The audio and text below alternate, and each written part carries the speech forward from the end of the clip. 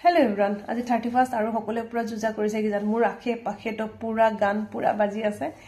ৰাতি যেহেতু বহুত ফুৰ্তি ফাটা হ'ব সকলোৰে নহয় জানো মোক যদি কোনোবা খুদে নহয় 2024 টো তোমাৰ কেনেকুৱা গল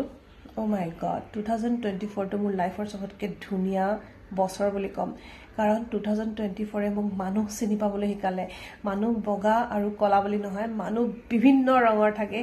এই কথাটো মই 2024 ত বহুত ভালকে জানিলো আৰু টকাৰ মূল্য আজিকালি টকা নহলে একোই নাই টকা আসলে মৰম সনে সম্বন্ধ প্ৰত্যেকটো বস্তু আসলে টকাই কিনিব পাৰে মোৰ এনেকুৱা অনুভৱ হল 2024 আৰু বহুত শিকিলো যোৱা বছৰ এই